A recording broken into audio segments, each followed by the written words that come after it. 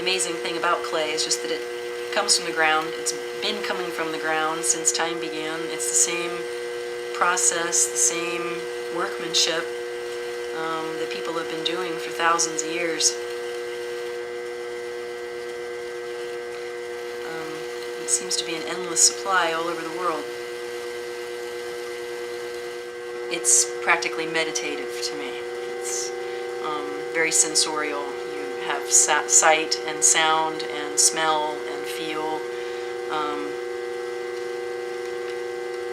and carefulness. And I have a lot of reverence for clay as a material and its limitations and what it allows me to do to it just with my own hands and some wooden tools. I think the other thing I like about this process is that the idea of being centered. The clay has to be centered. And I think in life, being centered is also important and allows everything to function in harmony. Sue and Jim Kirchner throw pots and sculpt clay figures in a small studio in their Escondido home. The couple fire their work in a kiln in the backyard or during camping trips to the beach or the mountains.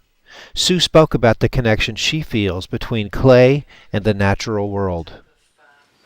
A vessel. And it's tremendous inspiration for me to be in the garden and to bring that into the forms that I make and have Jim help me as well with his carving and drawing and actually designing. He'll draw things out. We often draw on paper first and decide what form would be unique to make again and then extrapolate from that and go on. And I see us just doing more and more of that, of using more of garden influence. Our bonsai trees that we grow, as Jim draws the bonsais onto the front of the piece, they become really special to certain people who understand that connection between garden and clay.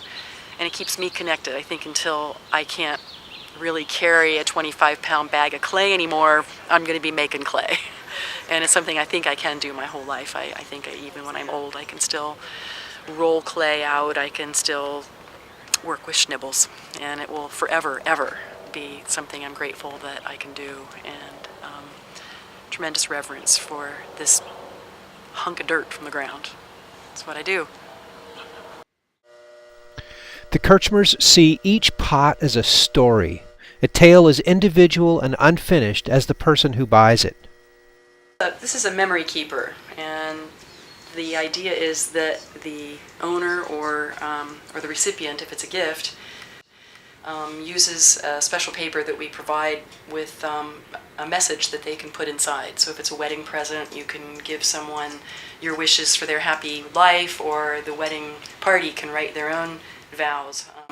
Historically, I think it is symbolic that you can keep something that's pottery that lasts through a lifetime and pass it down through generations, because pottery's been on our planet since time began, and in every culture pottery has been a surviving art form that's found after hurricanes, tornadoes, eruptions of volcanoes. Anything that happens, there are still shards left in the ground that have a story, and they can be carbon dated to the date and time at which that piece was made.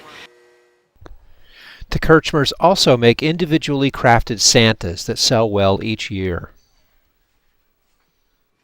This is the largest of 3 sizes that we do in Old World Santas, and they take me a lot of days. I've been working on him for about 3 days because the clay continues to dry as I'm forming it, and I want to be able to have the cone stand up on its own first so that I don't dent it when I'm forming it, but then also the sculpturing behind the face features really take me a long time. So today was kind of the last day of adding the hands and forming them around what will be a large stick that will go here, and then we do toys and baskets and wreaths and wires that come out of the head, and they become quite fanciful when they're done, and they're a good time. Reporting from Kirchmer Garden Studio near Lake Hodges in Escondido, this is Philip K. Ireland for the North County Times.